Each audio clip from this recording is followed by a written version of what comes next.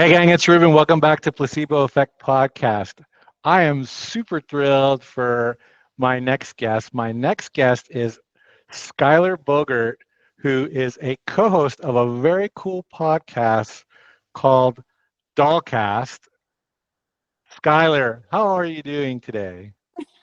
Hi, Ruben. I'm good. I'm a little flattered that you think it's such a cool podcast, but thank you. Yeah, it's a passion project, something I'm trying out with a couple of girlfriends, so it's Yeah, good. it's you and four of your gal, well, three of your gal pals and you. But I guess let's definitely make sure we set the audience's understanding correctly. Dollcast is hosted by you and three other women, Mhm. right? Yeah, we're all trans women. We all take a middle road on politics and otherwise live pretty how would you say it, like middle of the road lives. I don't think any of us are super activist oriented necessarily. Some of us are a little bit more than others. I myself lived what we call stealth for like 3 years before doing this. So basically, I wasn't out to people. And I made the decision that because of the political space and what's going on, it would be better for me to take the risks and put myself a little bit more in the spotlight, to help kind of give a little bit more insight into what it's like for the trans experience. And so that's what Dollcast is about. Well, and I think one of your co-hosts, Brianna Wu, I think she would probably call herself more of an activist. She's definitely been in the public square for quite a long time. And actually, I think maybe even Kelly Cadigan has put herself out there quite a bit. But before we maybe Yes. kind of dive into a little bit more of the profiles of your gal pals, I definitely wanted to focus on you because I brought you on the show, of course, Schyler. And I really would like to just give you a minute to tell us your origin story of sorts.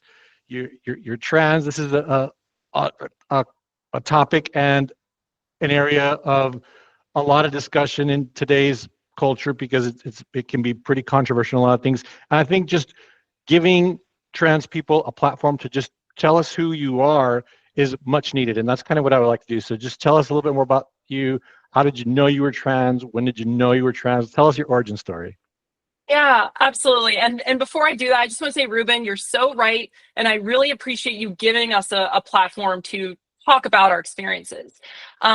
For me, myself, I would say I have a fairly conventional trans story in the sense that I had gender dysphoria for quite a few years. My first experiences with, so let me say, gender dysphoria for me was a cognitive dissonance between my body and my identity and my biological sex.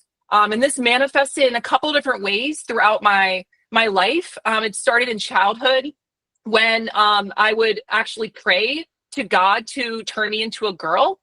I was very private and I felt very, I don't know if shame is the right word, but I knew it wasn't a good thing to bring up to my parents. So I didn't say anything about this, but I prayed to God privately that he would turn me into a girl.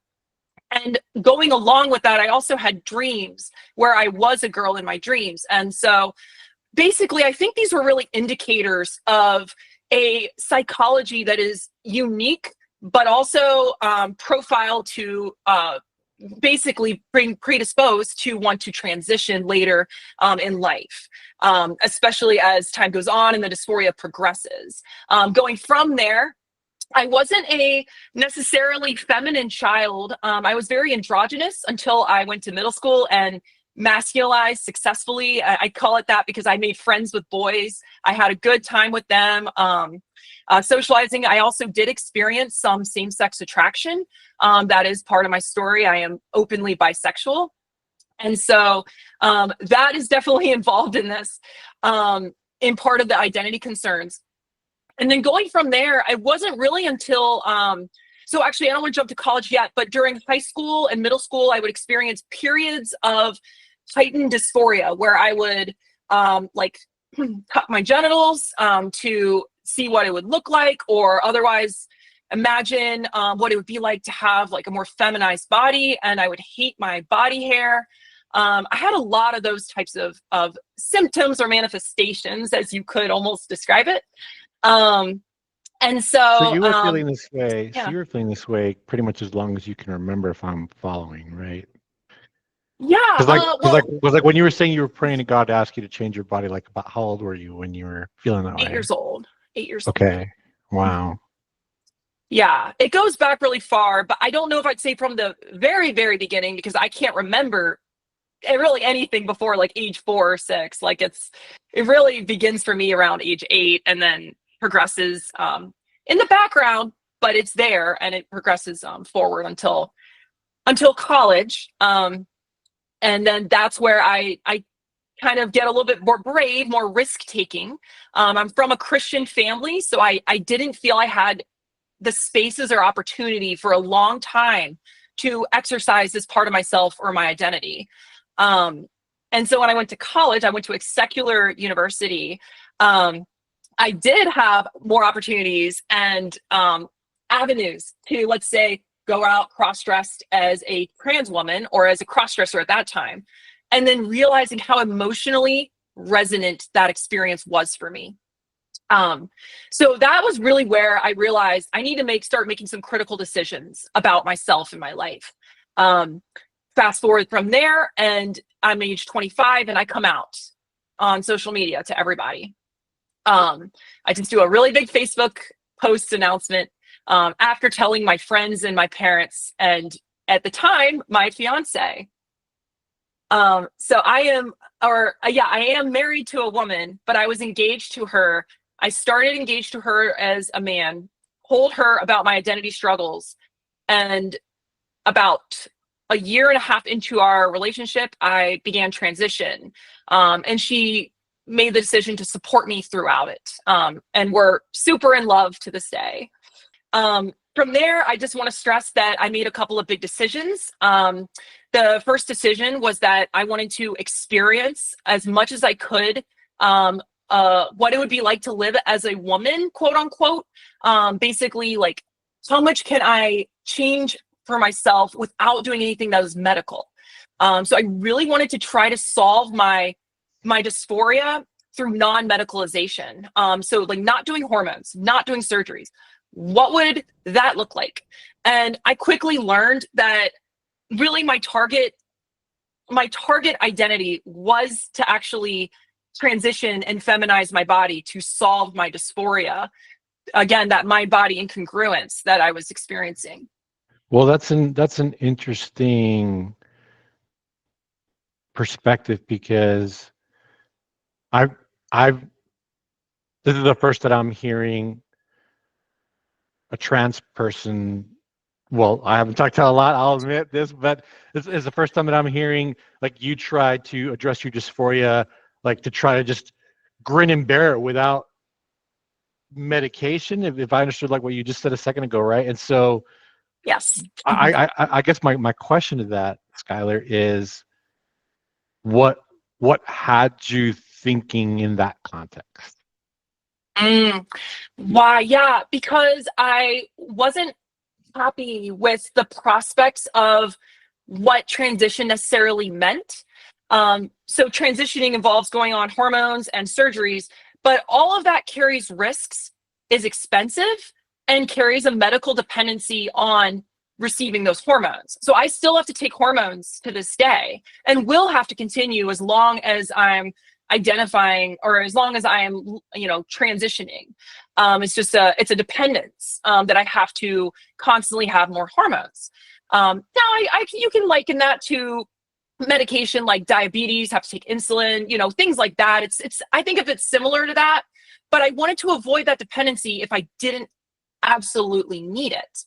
And so that's why I would experiment with, let me just go out cross-dress and just express myself and see if I can resolve the inner conflicts that I'm experiencing without doing any further procedures. Like just grow my hair long, shave my hair, maybe do some laser hair removal, electrolysis. That doesn't carry any dependencies.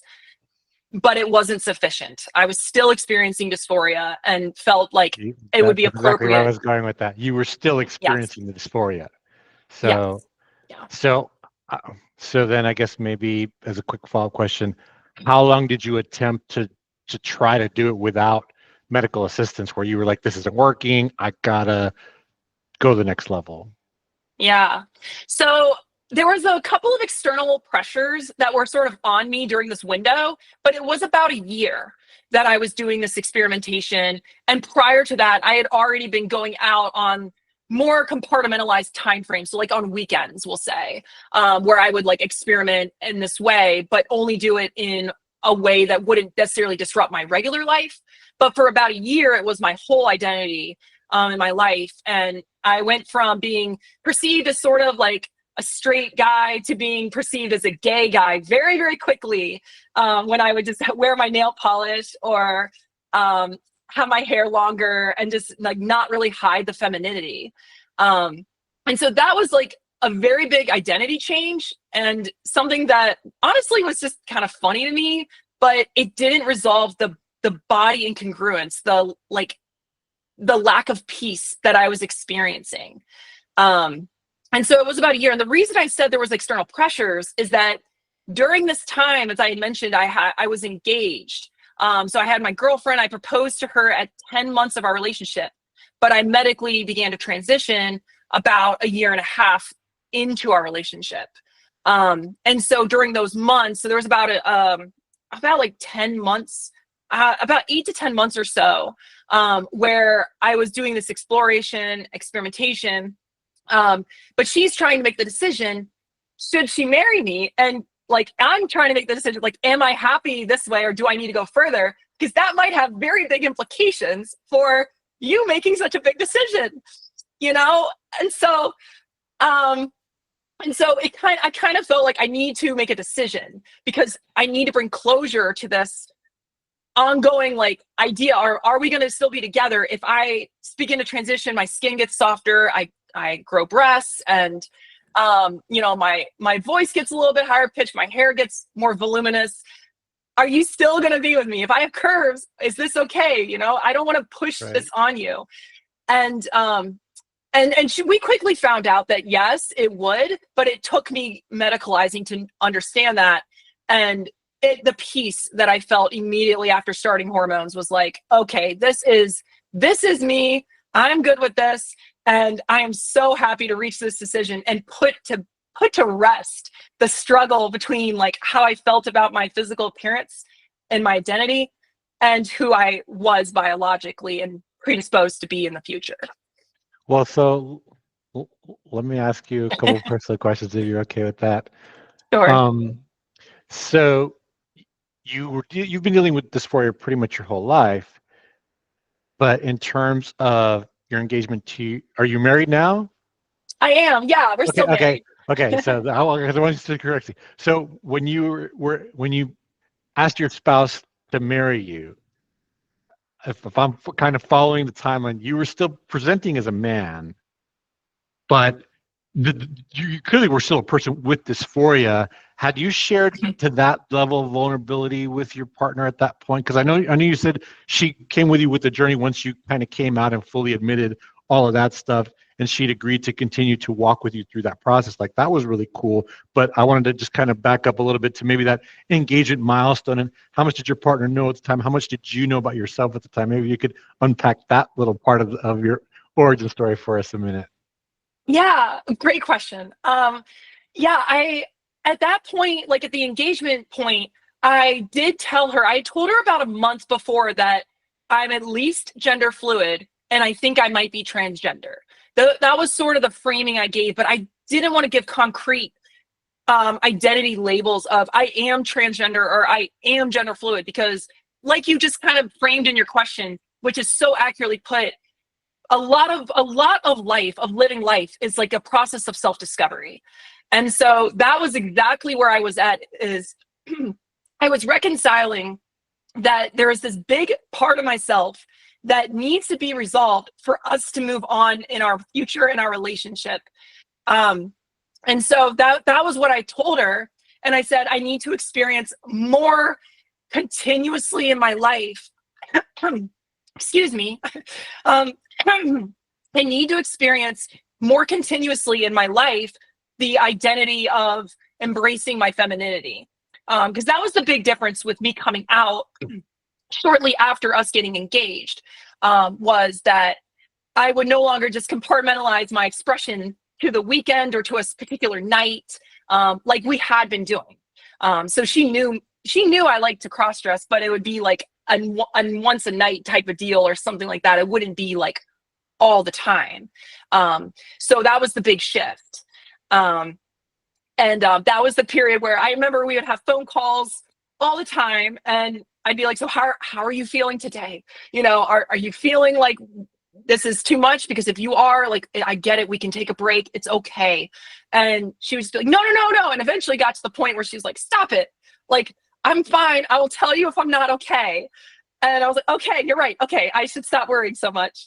And it kind of just worked on its own. But the next big thing was when I started hormones, because that did bring some additional changes and, well, let's just say hurdles, to kind of overcome as my body began to change a little more. Gotcha. And so now that you completely, how long have you completely transitioned? Yeah. So now it's been, let's see, 2019 was when I started hormones. 2018 is when I started living openly in the trans space. So depending on how you cut it, it'd be like 6 to 7 years. Okay. And are So you still yeah. experiencing the dysphoria? No. I mean, how do I put it this way? I've been able to come to peace far more significantly. I wouldn't say like I don't experience dysphoria. Like, I don't know if that's the right term, because if I was to detransition, like if I was to lose the feminization that I've otherwise like gone through, I would become dysphoric again, like, heavily dysphoric, especially now that I'd be like losing the attributes versus gaining the attributes. This would be so much worse. So I think the answer would be like, I don't experience it as a daily phenomenon like I used to, where I was much more depressed, much more withdrawn socially, and much more longing and desperation for something that I felt like was out of range or out of reach.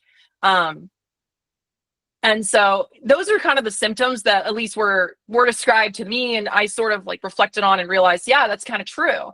Because I think the biggest difference between before transition and after transition is I'm so much more present in the moment. And I'm so much happier. Like, everyone that knows me can see this.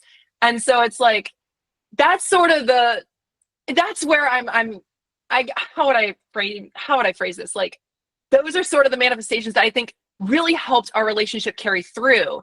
Is it wasn't like I was turning inward. Some people, when they make big decisions like this and they have more difficulty about it, they might turn inward. And I've never been one to think that that's a good thing. I've always wanted to try to turn outward as much as I can. Meaning like focus on how other people feel and what others are thinking around me, and not try to withdraw as much, even though I'm prone to withdrawal. So it's like a weird thing, but I hope that makes sense. I know it kind of might sound contradicting. No, I don't know. totally, no, it totally does. And the fact that like this was a journey for you, I think that kind of goes without saying. Maybe we can segue that to the next topic, because again, this is such a big topic, right, Schyler? So Yeah. one of the things I wanted to ask you is, in terms of the when to transition. Now, for you, you were more content to go through this journey a little bit longer, right? You exited your teens. It was in your early 20s when you pretty much were like, all right, I cemented my decision. This is when I'm doing it. And right now, that's in the political arena where the hard line has been. The left was like, well, no, let's let kids make decisions, and we'll allow it for minors. And the right is definitely hardlining at 18 years old. You do not do this, don't you dare, kind of thing. And so where do you lean on this conversation? Oh, yeah, the child transition discussion. Yeah, I personally, for First off, I'll say everybody is different. And I think there's a lot that we still don't quite know about people that really benefit from transition. I think one of the best measures we have for predicting if someone's going to benefit from undergoing the medicalization of transition is time spent in their target gender. So before, like back in the 90s, you'd have like a 2-year period you would have to go through, live 2 years as the target gender you want to present as before you were ever allowed to medicalize. Part of the differences about now today is you can do something called informed consent. And if you go to Planned Parenthood and you tell them you have dysphoria, you could walk out with like hormones. In fact, I don't even think you have to tell them that. You just sign something saying you're informed, and then they will give you the treatment. Now that's kind of a different conversation about treatment standards. But when it comes to children, again, I think everybody is different. And so I hesitate to ever say it should be illegal. I don't think the government should really be involved. This is a little bit of my libertarian right-wing hat, actually, even though the right will say hardline 18. I'm a traditional righty in the sense that I don't think government should really be dictating the decisions that happen between parents and children. Now, there's a lot of aspects of the medical, the way that the medical industry is structured in the United States, at least, that one can make the argument that you need to make that legal standard. I will say from the position of people I've known that have like kids that have transitioned, I'm not very convinced that it's the best thing to let your child roam into that identity without some pushback. I think it's a good thing to offer resistance and make sure they understand that transition doesn't mean you're changing your biological sex. It means that you're solving an internal problem or allowing yourself a mode of expression, and to always emphasize psychological resilience, so that when people may not affirm your gender, that's okay. It's not the end of the world, and you can move on, and everybody is okay. It's not like you have to live in a fiction and be around cushioned opinions, let's say. And so when I think of the groups of people, well, let me say this. For myself, I will say that waiting until 25 for me to come out and participate in this journey really helped me build resilience in knowing this problem is not going away. I've tried the stereotypical male identity long enough, and I am so unhappy with it, despite all these successes in whatever, I was participating in college achievements and such. It wasn't doing it for me. I needed to transition. I was desperate to. And so I think time helps you build some of that resiliency and confidence in the decision to transition to where I feel very well equipped to respond to people who, let's say, have the least charitable takes on trans people. And so for sure. And definitely right.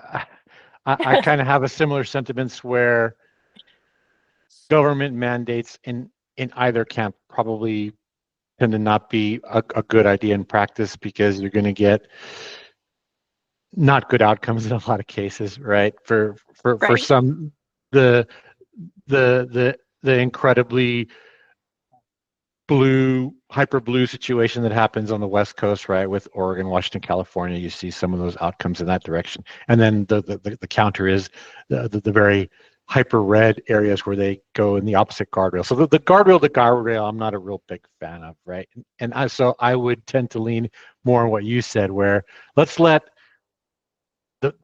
the individuals and the families and their doctors decide. I guess maybe where it would get a little bit dicey there would be in terms of when you have not good motives coming out, unfortunately, from the medical community, right? And so one of the things that turned me on to the Dollcast podcast, interesting enough, was you guys had a really cool conversation with a biologist, Colin Wright, and I loved that the topic really focused on the fact that there's like legitimate science, clearly, right? We're talking about a biological issue at the end of the day, and there has been a fair amount of biological denial that has taken place from the activist side of the camps. And I think that that's done a disservice to people like yourself, and it's also done a disservice to the medical community, because at the end of the day, we can say, well, scientists and doctors, etc., as if like these terms are just the actors themselves, but ultimately the people have to wear these hats, right? And a person is going to be a person, and you can have a person with bias as a doctor, just like you can have a person with bias as a politician, right? And so Yeah. when you have people that bring their bias to the workplace, I think that's where we have problems. And so I think that's been kind of the sad thing is, at least from the way that I have looked at the optics on this, has been an issue that should have stayed a medical one, suddenly became a political contest on who could fight more for the disenfranchised in a better way. And in a race to virtue signal the best, a lot of Yeah. policy was rushed without the medical community having a chance to breathe. And I think this has done a disservice in the activism way. At least that's how I saw it. What do you think about it? Oh, Ruben, your analysis is pretty much right, at least from my perspective. Um, there is a growing phenomenon, particularly with children, that the right has done a really good job of spotlighting, which is this phenomenon called detransitioners. There's always been detransitioners, people that have transitioned and otherwise gone back. That's not a necessarily new thing, but with children, now, more and more children going through the transition pipeline, again, starting really in the 2000 teens. You have this phenomenon of a lot more detransitioners, and the stories of youth hit a palatable chord for the average person. I mean, it's going to really be like, oh, the narrative of they were misled by the medical professional is very poignant. It's going to resonate, and that's what's happened. It's gone. That's Chloe Cole is a really good example of someone who was a natal girl who thought she was trans, went through, I think she did have hormones and maybe a mastectomy. I don't want to say it wrong, so I'm not going to say it confidently, but she did undergo some procedures and then came to identify back with her biological sex. And I think this speaks to the precariousness of giving a diagnosis to anyone that's under the age of 16 or 18. And ultimately, what it comes to is a bad optics look for trans medical care, because when you have people saying to sit and help me, this harmed me, because the harms are very measurable, but the benefits are a little less measurable. They're a little more intangible. It's going to come down in a negative way. And what you touched on so perfectly there with the activism piece. Oh my gosh, I can't stress enough how damaging the activism piece is. And it's because trans ultimately is a concept that can be easily manipulated at face value to look as denial of reality. And so all it takes is enough people to see, oh, look, there's an opportunity here for me to take my platform and start critiquing these outrageous statements made by, let's say, trans activists that say, I am the same as a female. It's just blatantly not correct. Like, I am not a female. I am only a woman to the extent that people gracefully receive me as such. I am a biological male. You could call me a man, and that wouldn't be necessarily incorrect in some ways. It's far more based, I guess, to acknowledge your own biological sex. But activism will never take that stand. It will always push the identity to the maximum, and it will look and seek that direction. And so we kind of saw that pick up with the main organizations, at least in the US, like HRC, GLAAD. All those groups started pushing trans rights, especially after I think it's Obergefell, the gay marriage ruling that happened in like the 2016 or 2015 timeframe. As soon as that happened, the focus really pivoted on trans rights. And again, took that maximalist approach. And the biggest thing about trans people is that they are not all one the same. There are all different kinds of presentations, and some are a little more convincing and some are not. It doesn't make sense to have the identity category have how would you say, a class defined in law. But that's exactly what these activist organizations tried to do. They tried to take gender identity which they would define as the stated expression, so just simply what you would state of who you are, as what needs to go into law. And Biden, actually, our previous president, really took this forward and tried to put it into a legislative act that was particularly for sports. And I think we can all kind of see that that's going to have disastrous consequences when it looks like you have some less convincing trans women that, are biologically male. Hence, like Leah Thomas, for example, she's fine as a person, but I do not like the systems that let her compete at the Olympics. I don't think that helps trans people. And I think optically it's damaging like no other. I didn't transition to compete in women's sports. Yeah. Well, and I think that was probably the issue that brought a lot of ammo against the activists, that maybe they weren't prepared for the avalanche coming the other direction. And one thing that I think is pretty ironic about the sports conversation, I'm not really going to deep dive into this. I think it's going around plenty. But one thing that I want to share about my thoughts on it is that, I've been a sports fan my whole life, and I'll always remember a couple of key conversations. One was when Serena Williams, for example, when she admitted, I don't remember if it was on which late night show it was, but she pretty much admitted point blank, she's like, look, I'm a baller tennis person, but I'll get my butt whooped by a male tennis guy. Like, she just straight up acknowledged that it's a different game, that men just play a faster game than her, and she would get beat at the top versus the top. She could in no way compete with the number one male tennis player, even though she was the number one female tennis player. She acknowledged that completely. And then when this conversation became a very activism-based conversation, back to what I was saying before about this biological denial, where I saw John McEnroe almost being shamed by a panel to like have him try to backpedal. He was essentially echoing the same thing from the Serena conversation. And they were like, well, what do you mean she's not the best tennis player ever? Why do you have to caveat it with a woman? He's like, because it's the truth. He was like, even she'll tell you that guys, that the top men's players can beat her. This is reality. What are you talking about? And that whole reality denial, I think, is where we're starting to get into bizarro world.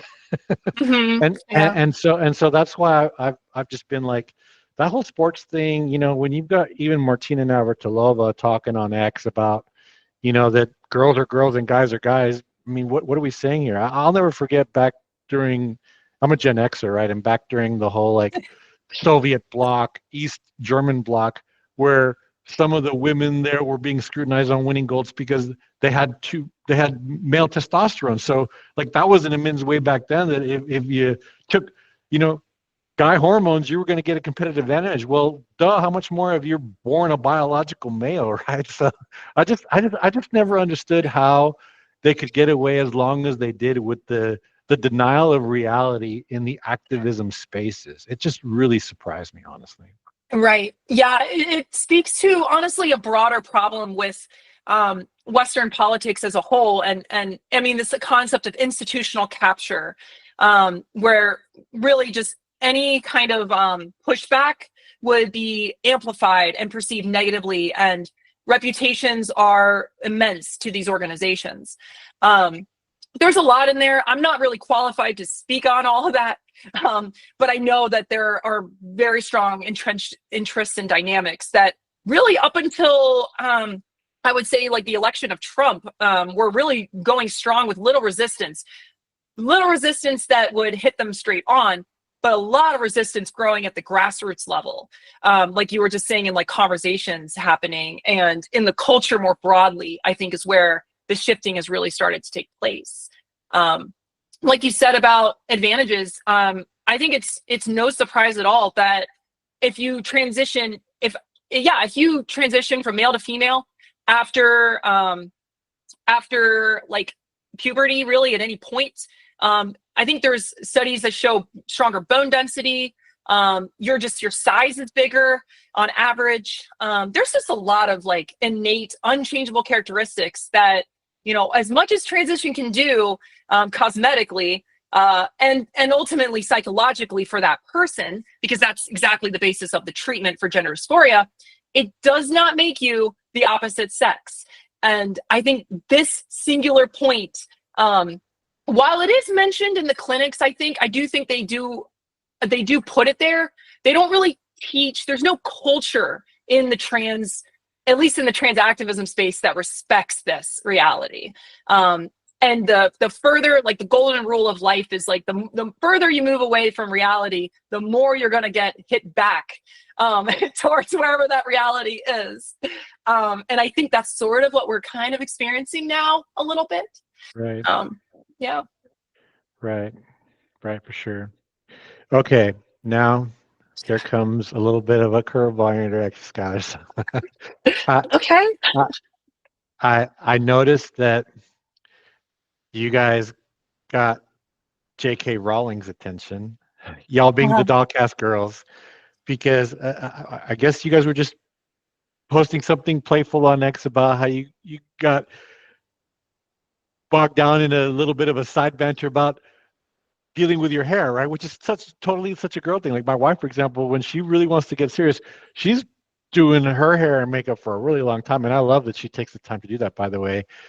And Yeah. when you guys were having the comment about it, I guess J.K. Rowling decided to take a shot to address it as a stereotype, and I guess it just needs a stereotype to be a woman now, because she's one of those women that seems to be hyper offended by anybody in the trans community, whether or not you fully present like you do clearly, or some could say there could be some rightful cases of offense. I do think that there is a lot of bit of dress up that's taking place where people are taking advantage of some of the cavalierness that's happening in some public spaces with this that have caused us to be really controversial. But that said, I think that people like yourself that have legitimate dysphoria, you're going to do everything you can to pass and take all the steps, because that's the only way you can get rid of the dysphoria. And I have, I can't even imagine what that's like, my goodness, but I just have such respect for you willing to go through this long and painful process to just be able to live your life in peace. And why not give you dignity and respect for that? You know what I mean? And so, and going back to the J.K. Rowling thing, sorry, I took a No break. worries. Yeah. Going back to the J.K. Rowling thing, she is now. There's a label for this. Bodies may not know this. I think they're called TERFs, right? Maybe you can explain that for a second. But what are your thoughts on not necessarily so much J.K. Rowling? You guys have a whole segment on it. I'll put a link to it. But in terms of women that are just going to be hyper offended by you no matter what, does it bother you? Does it not bother you? Oh, that's a good question. Yeah, I mean, on the whole J.K. Rowling thing, I think her critique is sort of a, how would I say this?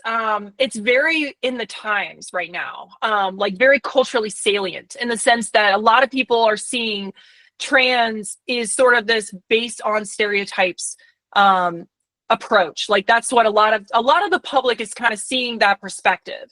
And so that was sort of like, I think her angle was like, oh, if we're talking about our hair and that makes us women, then being a woman is liking your hair. Well, then what about all the women that don't care about their hair and they just wake up and like, or butch lesbians? Are they not women now if they have short hair and they don't care? It's like, no, like, I think we would just caveat really clearly that when we say that, we think it's okay if you want to identify yourself that way, but that doesn't exclude women from saying like, you have to care about your hair. You don't have to conform to the stereotype to be included in it.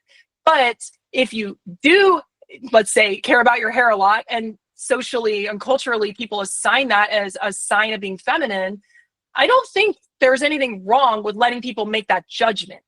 Again, it doesn't mean we're female at all, and it only means we're women to the extent that someone extends that grace.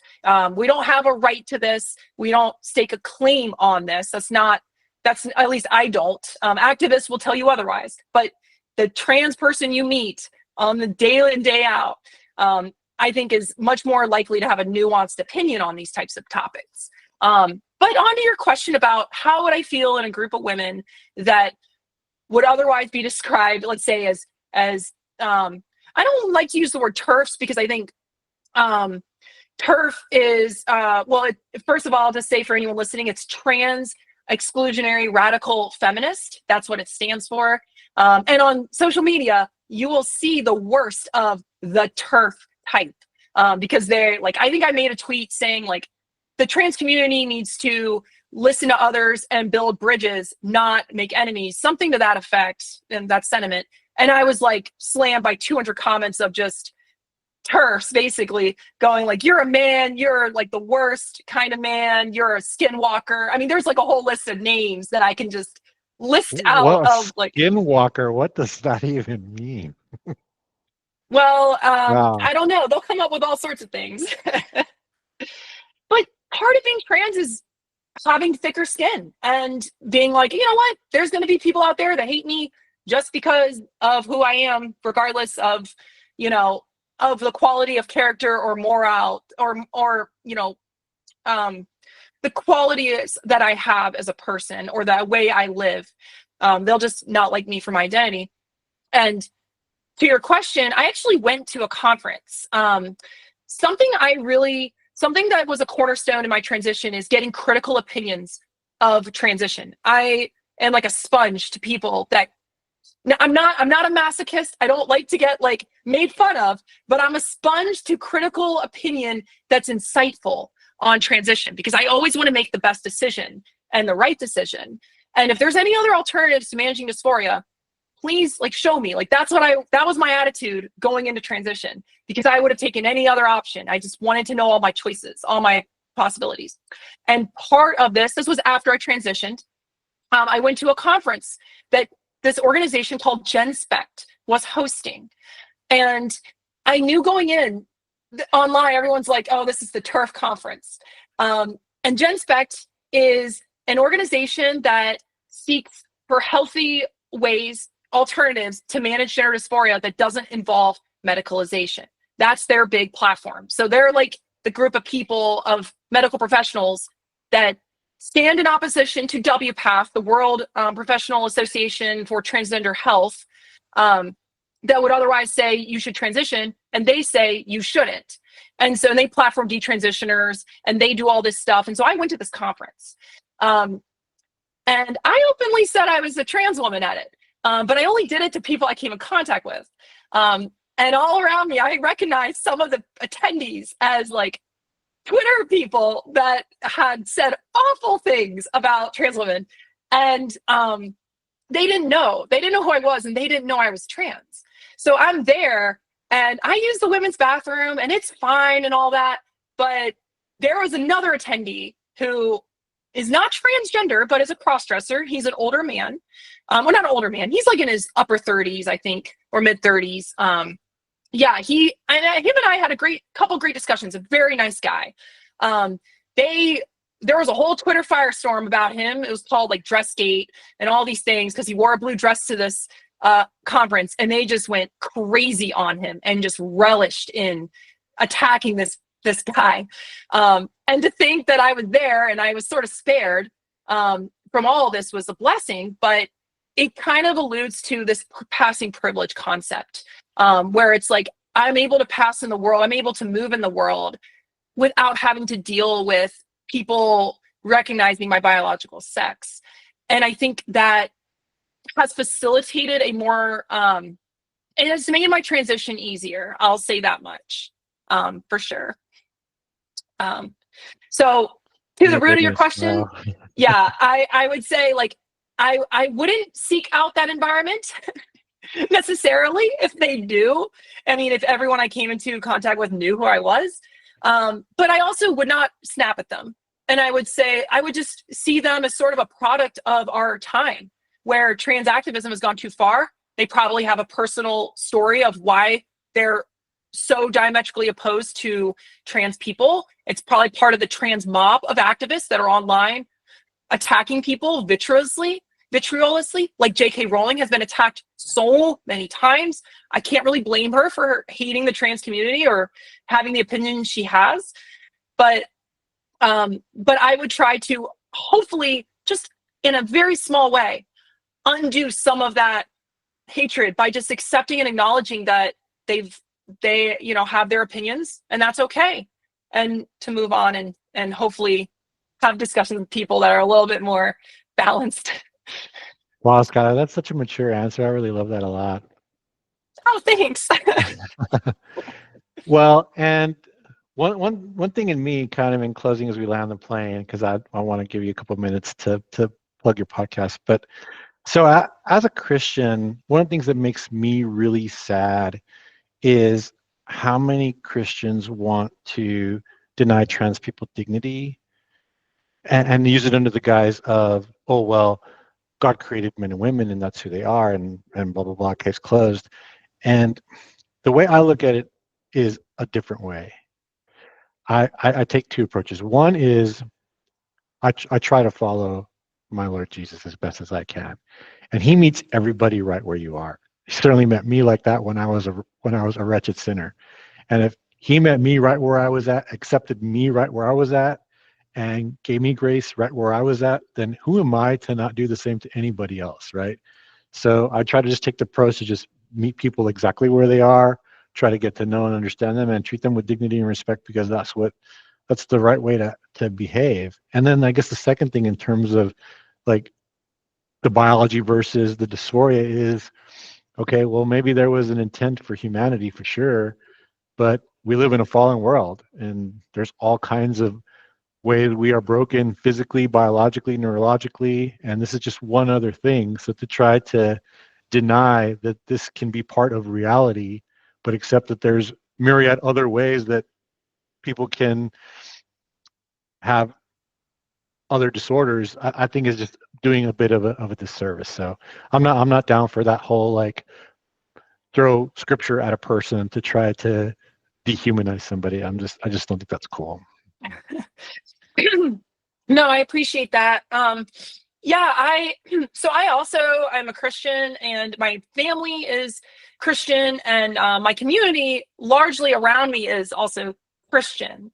Granted, I have a good number of friends that are, I would say they are Christian too, but more on the liberal side Christian, which honestly is more of my like sweet spot, because this whole trans thing isn't such a big deal, and it's a lot easier to just interact and enjoy hanging out and doing things with them. But so yeah, I think you honestly already hit on the main arguments for why I would take the angle of when it comes to interacting with a trans person, it's not about being right.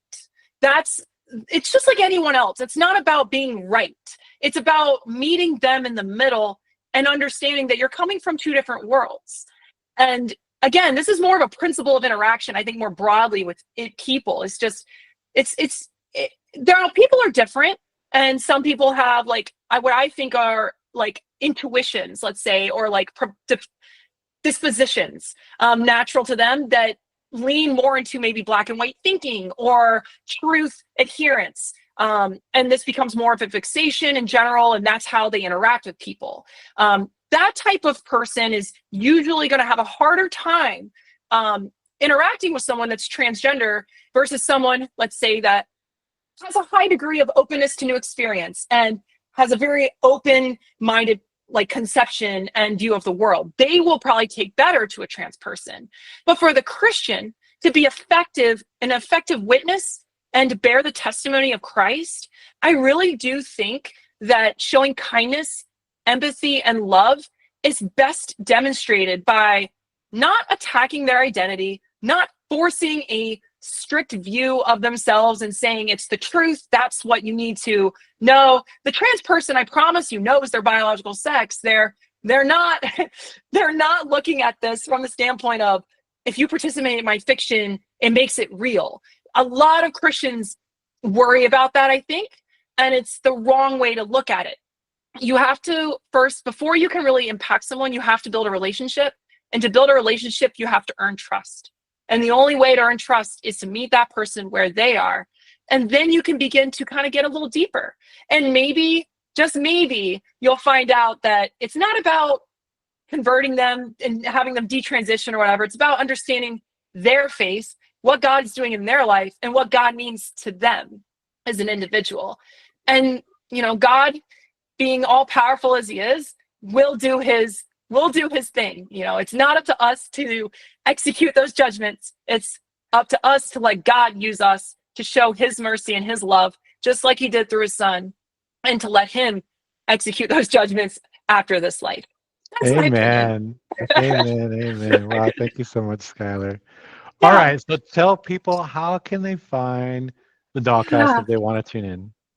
Yeah, so we have a website, dollcastshow.com, and you can find all of our material there. Honestly, the site's in need of a little updating. We've had some cast members change, but it's a wonderful show. I love it because it's not just your typical trans activism show as you might as the progressives would have it.